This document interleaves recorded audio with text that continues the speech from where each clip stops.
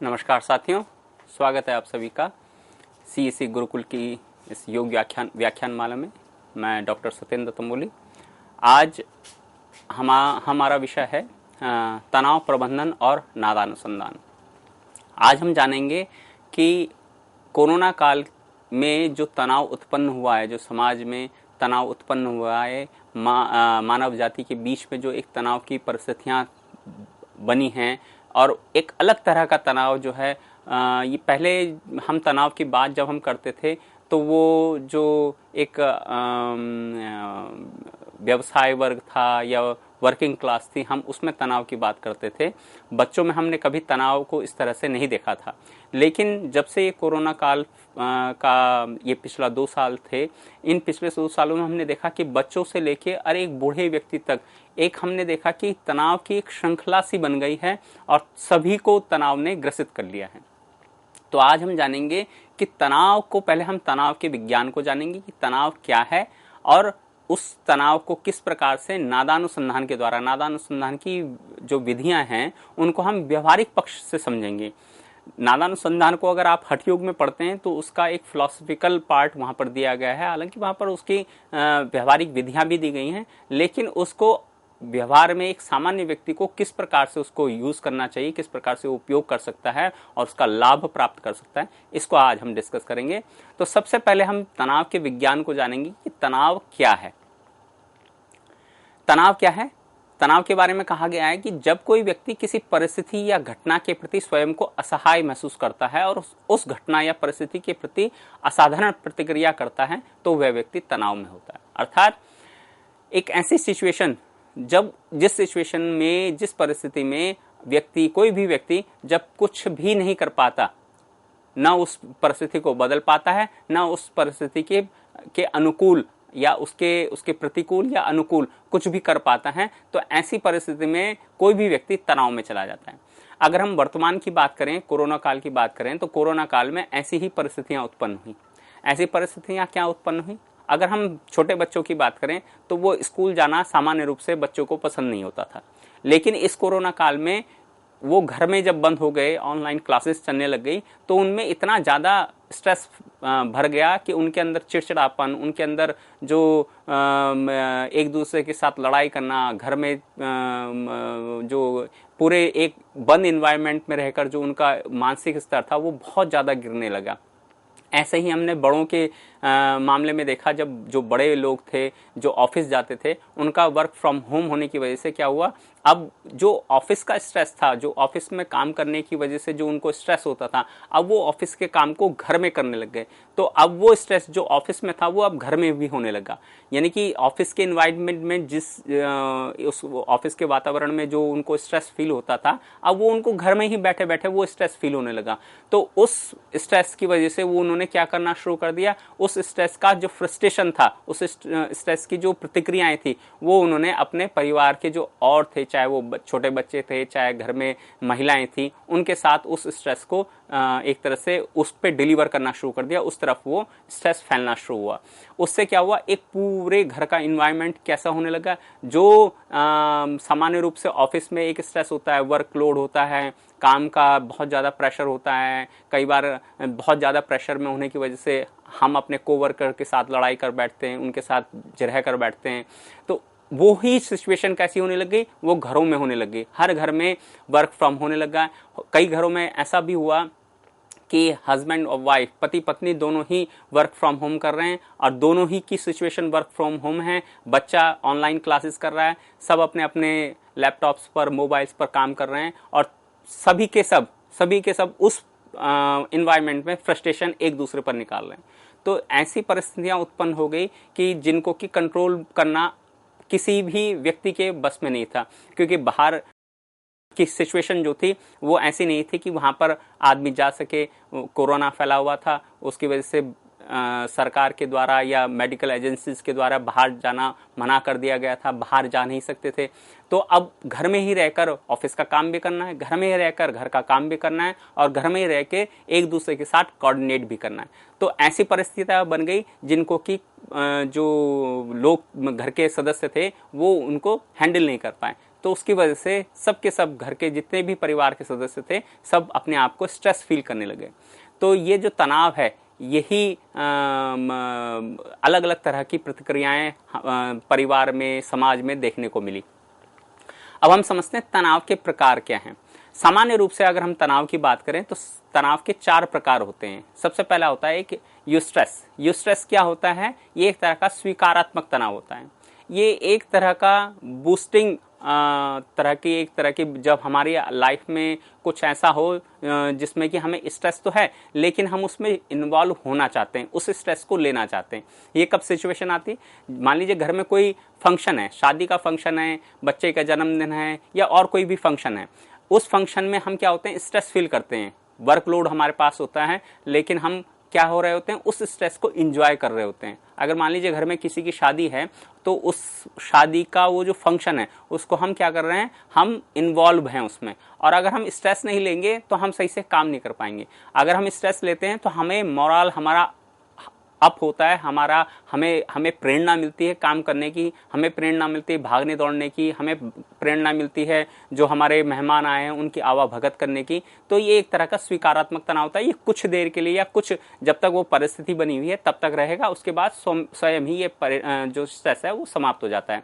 मान लीजिए शादी का स्ट्रेस, शादी में जो काम काज होता है उसका स्ट्रेस था, अब वो शादी का काम प्रोग्राम निपट गया तो अब वो स्ट्रेस खत्म हो जाएगा। दूसरा आता है अब जो बाकी के स्ट्रेस के बाकी के जो 3 प्रकार हैं उनमें जो है वो एक निगेटिव सेंस वाला है, जब हमारा स्वास्थ्य के पर वो एक तरह का निगेटिव इम्पैक्ट डालता है, वो स्ट्रेस है। तो उसको कहते हैं हम डिस्ट्रेस। डिस्ट्रेस क्या है? ये एक तरह का स्ट्रेस है जिस चीज को हम नहीं लेना चाहते वो हमारे जीवन में आ जाए, जिस परिस्थिति का सामना हम नहीं करना चाहते वो परिस्थिति हमारे जीवन में आ जाए, तो ऐसी इस चीज को कहते हैं हम डिस्ट्रेस। डिस्ट्रेस जैसे हम अगर कोरोना काल की हम बात करें तो कोरोना काल पूरा मानव जाति इसको लेना नहीं चाह रही थी, लेकिन ये अपने आप ही मानव में ये एक तरह का इसने घर बना लिया, पैड बना ली। तो उससे क्या हुआ? उससे एक चेन रिएक्शन शुरू हो गई। एक आदमी स्ट्रेस में हुआ, फिर दूसरा आदमी स्ट्रेस में हुआ, तीसरा आदमी, क्योंकि समाज जो है वो व्यक्तियों के समूह से मिलकर एक समाज बनता है। तो अगर एक व्यक्ति इन्फेक्ट हुआ तो वो इन्फेक्शन औरों में फैला, तो वो इन्फेक्शन एक तो फिजिकल इन्फेक्शन था जिसको कि हम कोरोना का इन्फेक्शन मान के चल रहे थे कि वो इन्फेक्शन धीरे धीरे सर्कुलेट हो रहा है। और एक इन्फेक्शन था स्ट्रेस का, एक आदमी स्ट्रेस में गया, दूसरा आदमी उस आदमी को देखकर स्ट्रेस में चला गया, फिर परिवार का दूसरा आदमी स्ट्रेस में चला गया, फिर तीसरा आदमी, एक परिवार पूरा स्ट्रेस में गया, उसका पड़ोसी स्ट्रेस में गया। इस तरह से स्ट्रेस को एक तरह से जैसे जैसे कोरोना फैला वैसे वैसे उसी रेशियो में स्ट्रेस भी पूरे समाज में फैलने लगा। तो ये दूसरी तरह का एक प्रकार है स्ट्रेस का, उसको हम कहते हैं डिस्ट्रेस। एक होता है एक्यूट स्ट्रेस। एक्यूट स्ट्रेस क्या है? ये क्षणिक है, अचानक उत्पन्न होता है ये स्ट्रेस। इसका उदाहरण सबसे बढ़िया कोरोना काल में हमें देखने को मिला। ये क्या होता है कि आपने अचानक कोई घटना देखी और आप स्ट्रेस में आ गए। जैसे कोरोना काल में आपका परिवार या आप सभी स्वस्थ हैं, घर में बैठे हुए आप टीवी देख रहे हैं। उस समय हमने देखा कि टेलीविजन पे लगातार समाचारों में, न्यूज़ चैनल्स पे लगातार कोरोना की खबरें आ रही थी। आज इतनी डेथ हुई है, आज इतने इन्फेक्शन के मामले आए हैं, आज कोरोना के इतने इन्फेक्शन के मामले आए हैं, और यहाँ पर इतना ऑक्सीजन के क्राइसिस हुई तो उसके बारे में न्यूज़ आ रही है, डेथ्स हुई हैं उसके बारे में न्यूज़ आ रही हैं, बहुत तमाम तरह की न्यूज़ आ रही थी। तो जब तक हम वो उस न्यूज़ को देख रहे थे तब तक हम क्या हुए? स्ट्रेस में चले गए। या फिर 2 दोस्त आपस में बातें कर रहे हैं, उस समय ये देखा गया कि अगर 2 दोस्त आपस में बातें कर रहे होते थे तो कोरोना के ही टॉपिक को लेकर बातें कर रहे होते, भले ही कुछ भी बात हो, भले ही उनके घर में कोई सदस्य, परिवार का सदस्य, या वो किसी से उन्हें फोन में बात करी हो, अपने दूर के रिश्तेदार से या रिश्तेदार से फोन पे बात करी हो, उसकी बात कर रहे हैं, तो उन्होंने क्या बात करी? उन्होंने ये बात करी, अरे यार फला जगह तो उनके यहाँ इतना कोरोना फैल गया है, इतने लोग ऐसे हो रहे हैं, इतना क्राइसिस हुआ है, इतनी डेथ्स हुई हैं, इतना कुछ।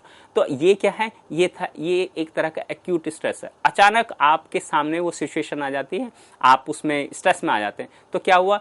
ऐसी सिचुएशन में स्ट्रेस अचानक उत्पन्न होता है, तो इसे हम कहते हैं एक्यूट स्ट्रेस। एक होता है क्रॉनिक स्ट्रेस। क्रॉनिक स्ट्रेस क्या होता है?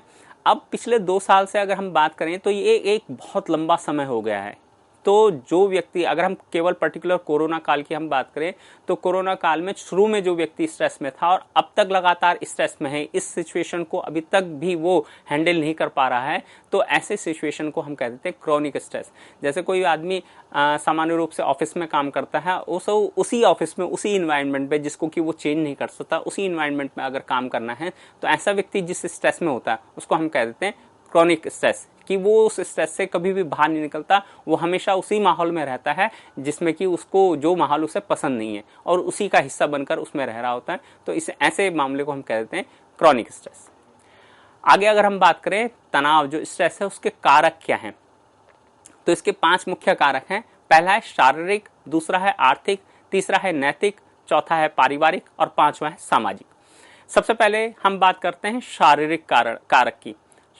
शारीरिक कारक, जैसे कि कोरोना काल में देखा, शरीर में जो भी परिवर्तन हो रहे थे उस समय, हमने देखा कि कोरोना का जो इन्फेक्शन था वो हमारे लंग्स को डैमेज कर रहा था। तो लंग्स को डैमेज करने की वजह से एक व्यक्ति पूरी तरह से आइसोलेट हो जाता था, एक तरह से जो क्वारंटीन जो हम कहते हैं कि वो होने के बाद उसके साथ किसी का ना तो वो किसी के साथ बात कर सकता था, ना किसी के साथ घुल मिल सकता था, ना किसी को छू सकता था। वो अलग 10 से 15 दिन के लिए, 20 दिन के लिए, 25 दिन के लिए वो अलग एक आइसोलेटेड हो गया। तो उस बीच में क्या हुआ, उसके शरीर में भी परिवर्तन जो हुए उसकी वजह से, क्योंकि वो उठ नहीं पाता था, बॉडी वीक हो जाती थी, इम्यून सिस्टम कमजोर हो जाता, क्योंकि ये जो है इम्यून सिस्टम को अटैक करने वाला एक तरह का वायरस था। तो आपका इम्यून सिस्टम कमजोर हुआ, जैसे ही इम्यून सिस्टम कमजोर हुआ, आपके मसल्स में, आपके पूरा माइंड जो एक सेटअप होता है वो पूरा डिस्टर्ब हो जाता है। तो शारीरिक रूप से जब आप कमजोर पड़ जाते हैं तो एक तनाव उत्पन्न होता है, तो उसको हम कहते हैं शारीरिक उस कारक है वो। दूसरा है आर्थिक कारण। कोरोना के काल में ही अगर हम मान के चलें, तो कोरोना काल के इस काल को हम देखें तो यहाँ पर इस स्ट्रेस का जो ये कारण था, ये बहुत बड़ा कारण उभर के आया। लोगों की नौकरियां गई, लोग जो है, क्योंकि व्यवसाय एकदम से बंद हो गए, सारे बाजार बंद हो गए, सारे बड़े बड़े संस्थान बंद हो गए, एजुकेशन इंस्टीट्यूट बंद हो गए, सभी जो बंद हुए, तो इससे क्या हुआ, कई जो ऐसे रोजगार थे जो डेली बेसिस पे काम करते थे, जिनको की मेहनत मजदूरी करते थे, जिनको की रोज का एक सैलरी वेजेस मिलते थे, एक उस पर काम करते थे, दैनिक वेतन पर काम करते थे, वो एकदम से बंद होने के कारण, अचानक शटडाउन होने के कारण, क्योंकि अगर आदमी मान लीजिए 10 या 15 दिन की छुट्टी पे कहीं जाता है, तो वो अपने माइंड को मेकअप करके रखता है कि मुझे 10-15 दिन काम नहीं करना है, तो उस हिसाब से वो अपनी सेविंग्स को बना के रखता है। लेकिन यहाँ पर क्या हुआ, यहाँ पर अचानक ये काम हुआ, अचानक से लॉकडाउन होने की वजह से, सब कुछ बंद होने की वजह से एक आर्थिक समस्या पैदा हो गई, लोगों के जीवन में पैसे की तंगी आनी शुरू हो गई, तो उसकी वजह से एक स्ट्रेस जो है वो जीवन में बढ़ने लगा। तो ये एक आर्थिक कारण है। तीसरा था नैतिक कारण। नैतिक कारण क्या था, नैतिकता का कारण क्या है कि हमारे जो संबंध थे, आपसी पारिवारिक संबंध, वो बिखरने लगे, क्योंकि हम दोस्तों के साथ मिलना जुलना कम हो गया, हम लोगों के साथ उठना, जैसे कि अगर हम सामान्य बच्चों की बात करें तो पिछले 2 साल से बच्चे आपस में मिले जुले नहीं, आपस में खेल कूद नहीं करें, तो उससे क्या, जब बच्चे आपस में खेल कूद करते हैं, आपस में बातचीत करते हैं, तो आपस इस ग्रुप कॉम्बिनेशन में वो बहुत कुछ सीखते हैं, बहुत कुछ नई चीजें जानते हैं, तो वो सब कुछ बंद हो गया। तो उन सब चीजों के बंद होने की वजह से क्या हुआ, समाज, हम घर में हैं, बच्चे घर में थे, तो घर में उनके पापा जो हैं, मम्मी जो हैं, अगर वो दोनों वर्किंग हैं, वो ऑफिस का काम कर रहे हैं, तो उनका मोरल डाउन हुआ, उनके साथ खेलने वाला कोई नहीं, बात करने से, तो उनकी जो मॉरल एक्टिविटीज थी वो भी कम हो गई। इसी तरह से हम देखते हैं पारिवारिक भी हम देखते हैं कि परिवार में विघटन हुआ, क्योंकि सभी लोग अपने अपने मोबाइल्स पे काम करने लगे। उसका इम्पैक्ट आज तक इतना आया है कि आज भी जो है हम लोग मोबाइल को लेकर बहुत ज़्यादा कॉन्शियस हो गए, अपने कंप्यूटर को लेकर बहुत ज़्यादा कॉन्शियस हो गए, हमारा मैक्सिमम टाइम स्क्रीन के आगे बैठकर हमारा टाइम स्पेंड कर रहे हैं। तो ये एक परिवार का विघटनकारी एक तरह का एक सिचुएशन लेके आया है। 5वां है सामाजिक कार्य। सामाजिक में हमने सामान्य रूप से जितनी भी बात करी वो हमारे समाज को विघटित करने का कार्य किया। कोरोना ने कुल मिला के क्या किया, कोरोना ने हमारे समाज में एक ऐसा स्ट्रेस पैदा किया जिससे कि समाज में विघटन पैदा हुआ। पहले हम आपस में गले मिलते थे, हाथ मिलाते थे, एक दूसरे के साथ में बैठकर बातें करते थे, लेकिन जो कोरोना की सिचुएशन कुछ इस तरह से डेवलप हुई कि आज हम एक दूसरे के साथ हाथ नहीं मिला पाते, एक दूसरे के साथ गले नहीं मिल पाते, तो ये जो क्लोज कॉम्बिनेशन था वो खत्म हो गया। उससे क्या हुआ, समाज में विघटन पैदा हुआ, समाज एक दूसरे से धीरे धीरे हम लोग एक दूसरे से दूर जाने लगे। दूर जाने की वजह से एक पहले जब हम साथ में होते थे तो एक दूसरे का दुख दर्द हम आपस में शेयर करते थे तो मन हल्का हो जाता था। लेकिन अब दूर जाने की वजह से क्या हुआ कि वो हम जो आपस में एक दूसरे के साथ बातें करते थे वो ना होने की वजह से क्या हुआ, एक स्ट्रेस पैदा हुआ। तो इसको हम कह देते हैं सामाजिक स्ट्रेस। अगर हम बात करें अब तनाव की प्रतिक्रिया की, तो तनाव की प्रतिक्रिया 3 तरह से हुई हमारे जीवन में। पहली हुई शारीरिक, दूसरी हुई मानसिक और तीसरी व्यवहारिक। तो शारीरिक में अगर हम बात करें तो त्वचा की विकृतियां, त्वचा की विकृतियां में जैसे स्किन रैशेज आने शुरू हो गए, स्किन में खुजली होना, इचिंग होना, या लाल चकत्ते पड़ जाना, इस तरह की जो तनाव में, स्ट्रेस में, बहुत ज़्यादा स्ट्रेस होने की वजह से स्किन ड्राइनेस हो जाना, ये सामान्य समस्या उत्पन्न होती है। दूसरा है पेशी कंकाल विकृति। पेशी कंकाल विकृति मसल्स में रिफ्लेक्शन की दिक्कत होनी शुरू हो जाती है, मसल्स में अकड़न, हमारी जो मांसपेशियां वो अकड़ना शुरू हो जाती हैं, उनकी फ्लेक्सिबिलिटी कम हो जाती है।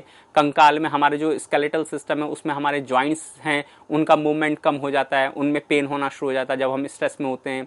हृदय वाहिका विकृति में हमारा जो कार्डिक सिस्टम है, हमारा जो हार्ट है, जो ब्लड सर्कुलेटरी सिस्टम है वो डैमेज होना शुरू हो जाता है, हमारा बीपी अनकंट्रोल हो जाता है, बीपी हाई बीपी होना शुरू हो जाता है, हमारी जो हार्ट बीट है वो एबनॉर्मल होनी शुरू हो जाती है, अचानक बढ़ जाती है, अचानक घट जाती हैं।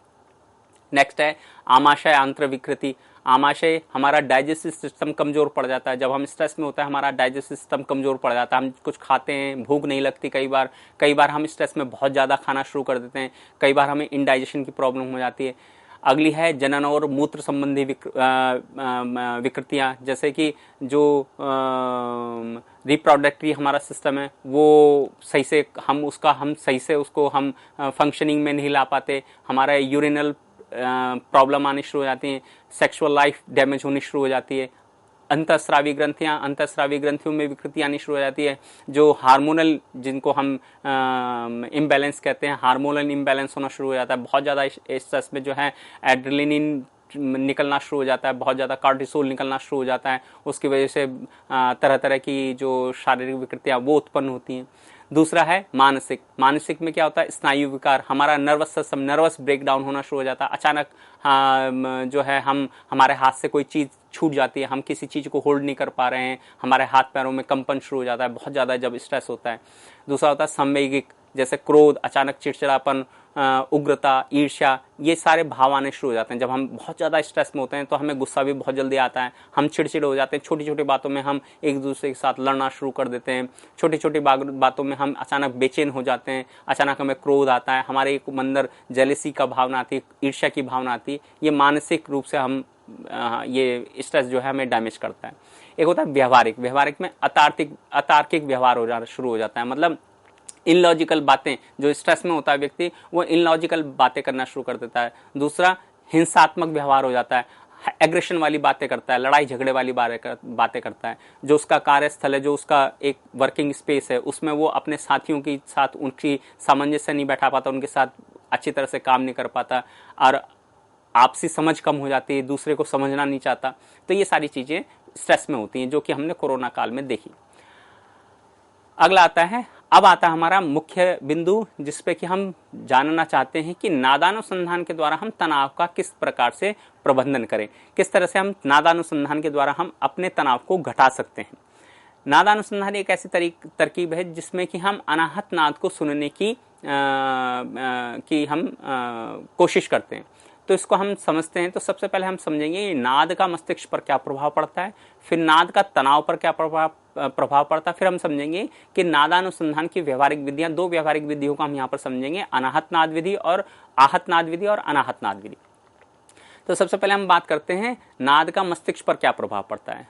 नाद क्या होता है, जब नाद उत्पन्न होता है तो वो क्या होता है, हमारे कानों से, हमारे नाद जो होता है, जो ध्वनि होती है वो हमारे कानों से घुसती है, अंदर जाती है और कान की जो मांसपेशियां हैं वो क्या करती हैं, वो कंपन होता है, उनमें वाइब्रेशन होता है। वो वाइब्रेशन क्या होता है, वो वाइब्रेशन न्यूरॉन्स, इन संकेतों को क्या करता है, हमारे न्यूरॉन्स, जो हमारे पूरा जो ग्रे मैटर है जो सेरिब्रल का इलाका है, उसमें जाने पर, सेरिब्रल कॉर्टेक्स में जाने पर वो क्या होती हैं, वो एक तरह का वाइब्रेशन उत्पन्न करती हैं। इस सेरिब्रल कॉर्टेक्स की जो गतिविधियां हैं, इस सेरिब्रल कॉर्टेक्स का क्या काम है, हमारे बुद्धि का निर्धारण करना, व्यक्तित्व का निर्धारण करना, कार्य योजना बनाना, जो हमारा सेंसर सिस्टम है उसको उस पर वर्क करना, इन सब पर काम करने का काम सेरिब्रल कॉर्टेक्स का है।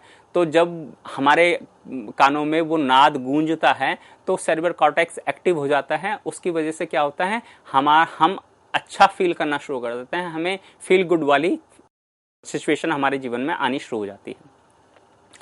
अब हम बात करते हैं नाद का तनाव पर प्रभाव।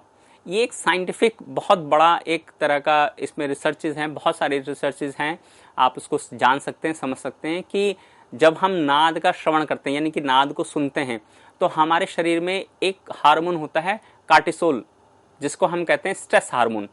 जब हम स्ट्रेस में होते हैं तो ये कार्टिसोल उत्पन्न होता है, तो हमारे शरीर में एक अलग तरह की विकृतियां उत्पन्न होनी शुरू हो जाती हैं। हम स्टिफ फील करते हैं, हम सफोकेशन फील करते हैं। कई बार कार्टिसोल क्या होता है, ये हमें बूस्ट अप भी करता है। मान लीजिए अगर हम कहीं पर हाइट में खड़े हैं और वहां से हम नीचे झांक रहे हैं तो एकदम से कार्टिसोल जो है एड्रेनलिन ग्लैंड से, जो हमारे किडनीज हैं, किडनीज के ऊपर एक छोटी छोटी ग्रंथियां होती हैं जिसको एड्रेनलिन ग्लैंड कहते हैं, वहां से कार्टिसोल एक हार्मोन है, वो उसका सीक्रेशन होता है। ये क्या करता है, हमारे ग्लूकोज का एब्जॉर्प्शन बढ़ा देता है। हमारे शरीर में जो ग्लूकोज है, जो हमें एनर्जी देता है, उसका एब्जॉर्प्शन बढ़ा देता है, उसका अवशोषण बढ़ा देता है। तो ये जब हम तनाव में होते हैं तो हमें ग्लूकोज की मात्रा ज्यादा चाहिए होती है। अगर हम कोई उत्साहित काम कर रहे हैं तो कॉर्टिसोल हमारे जीवन में बहुत जरूरी है, लेकिन जब ये लगातार जीवन में बना रहता है तो ये हमारे बॉडी में ग्लूकोज के लेवल को लगातार बढ़ाए रखता है, जिससे कि अलग अलग तरह की डिजीज होती है। जैसे कि जो सबसे प्राइमरी स्टेज पे आती है डिजीज, उसको हम कहते हैं डायबिटीज। बहुत ज्यादा ग्लूकोज लेवल हाई होने की वजह से हमारे जो स्ट्रेस का जो सबसे बैड इम्पैक्ट, सबसे पहला बैड इम्पैक्ट पड़ता होता है डायबिटीज हो जाना। इसका उलट जब हम नाद का अभ्यास करते हैं, अगर हम स्ट्रेस में नाद का अभ्यास करें तो एक हार्मोन शरीर से सीक्रेशन होता है, उसको हम कहते हैं एंडोर्फिन। एंडोर्फिन जो है वो हमारे पिट्यूटरी ग्लैंड से निकलने वाला एक तरह का पेप्टाइड प्रोटीन की एक चेन होती है। उसको कई बार हार्मोन्स भी बोल दिया जाता है, और कई बार वो एक केमिकल होता है जो कि वहां से निकलता है, एंडोर्फिन। ये एंडोर्फिन क्या होता है, ये न्यूरोट्रांसमीटर की तरह बिहेव करता है और हमारे न्यूरॉन्स को एक्टिव कर देता है। ये हमें उत्साहित करता है, हमें प्रफुल्लित करता है। जब हम हंस रहे होते हैं तो यानी कि हमारी बॉडी में एंडोर्फिन वर्क कर रहा है। जब हम गा रहे होते हैं, नाच रहे होते हैं, किसी प्रसन्नता वाली सिचुएशन में हम होते हैं, तो यानी कि हमारे शरीर में एंडोर्फिन इस समय अपने मैक्सिमम लेवल पर है। तो जब हम नाद का श्रवण करते हैं तो एंडोर्फिन का लेवल बढ़ जाता है और कॉर्टिसोल का लेवल घट जाता है, यानी कि इसका तनाव पर सीधा सीधा इम्पैक्ट आता है। अगला हम बात करते हैं, अब बात करते हैं हम नादानुसंधान की व्यवहारिक विधियों पर। तो सबसे पहले हम बात करते हैं आहत नाद विधि। आहत नाद विधि क्या है, अगर हम शास्त्रों को पढ़ें तो शास्त्रों में जो है इसका फिलोसफिकल वर्णन आया है, लेकिन हम यहाँ पर व्यवहारिक विधियां बताते हैं। व्यवहारिक विधि में क्या है, सबसे पहले हम करते हैं आहत नाद विधि। इसमें क्या किया जाता है, इसमें बाह्य माध्यम द्वारा अर्थात किसी एक्सटर्नल डिवाइस द्वारा, जैसे कि कोई साउंड सिस्टम है, उसमें हमें एक साउंड को सुनना होता है जो बहुत ही लाइट होता है। किस तरह का साउंड होगा वो, या तो वीणा की ध्वनि होगी, या बांसुरी की ध्वनि होगी, या मृदंग की ध्वनि होगी। उसके साथ साथ झरने, हवा, नदी, समुद्र, ये जो नेचुरल जो साउंड्स हैं, इनके साथ उसको मिक्सअप करके, यानी कि हल्का वीणा का स्वर और हल्का या तो झरना, हवा, नदी, समुद्र, इस तरह का कोई स्वर उसके साथ मिक्स करके इसको धीरे धीरे इस पर अपने आप को फोकस करना होता है। इसमें क्या है, आपको लंबी गहरी श्वास लेनी है। किसी भी एक फ्लैट सरफेस पे आपको बैठना है। आप सिद्धासन लगा सकते हैं, मुक्तासन लगा सकते हैं। मुक्तासन कहते हैं जैसे हम पालथी मार कर सामान्य रूप से बैठते हैं, वैसे बैठ जाइए आप, और या फिर आप सिद्धासन में बैठ जाइए और लंबी गहरी श्वास लीजिए और शांभवी मुद्रा का अभ्यास कीजिए। तो शांभवी मुद्रा का अभ्यास करने के लिए क्या करना होता है, अपनी नोज टिप को यहाँ पर, अपनी नोज टिप को इस तरह से यहाँ पर फोकस करना है। तो ये है नासाग्र मुद्रा।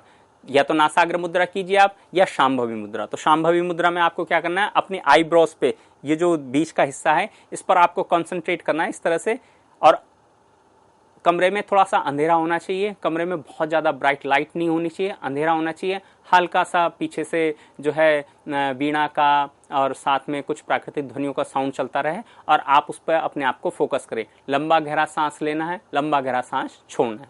तो यह है आहत नाद विधि।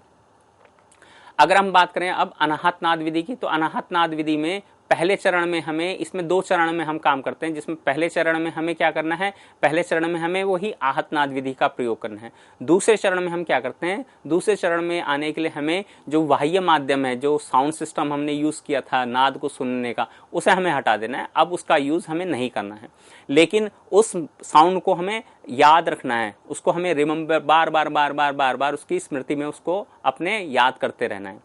इसमें क्या है, नाद का अब क्या करना है, आपने मानसिक श्रवण करना है, जिसको हम कहते हैं मानसिक श्रवण करना है। और उसके साथ साथ आपको क्या करना है, इसमें षणमुखी मुद्रा का अभ्यास करना है। षणमुखी, पहली वाली में आपने शांभवी या नासाग्र मुद्रा का, या तो आपको नोज टिप पे फोकस करना था या आईब्रोज पे फोकस करना था। अब आपको क्या करना है, अब आपको षणमुखी मुद्रा का अभ्यास करना है। षणमुखी मुद्रा में क्या होता है, षणमुखी मुद्रा में आपको अपनी आंखों को, नोस्ट्रिल को, मुंह को, कानों को, इनको बंद करना है। इनको बंद करके आपको इसका अभ्यास करना होता है, तो इसे कहते हैं षणमुखी मुद्रा। तो इसका अभ्यास करने से क्या होगा, नाद का अभ्यास करने से क्या होगा, तनाव में जो कॉर्टिसोल जो बढ़ा हुआ था वो धीरे धीरे धीरे धीरे धीरे धीरे कम होना शुरू हो जाएगा।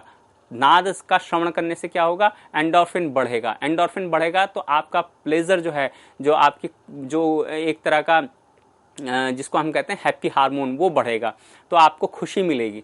तो कुल मिलाकर हम ये समझते हैं कि नादानुसंधान एक ऐसी टेक्निक है कि जिसको आप बहुत ही सहजता से, बहुत ही सरलता से, इसको आप जैसे आप अगर योगाभ्यास करते हैं तो आपको पर्टिकुलर एक योगा टीचर के साथ मिलकर काम करना होता है, लेकिन इसको आपको बहुत ज़्यादा इसमें आपको इन्वॉल्व नहीं होना है किसी दूसरे के साथ।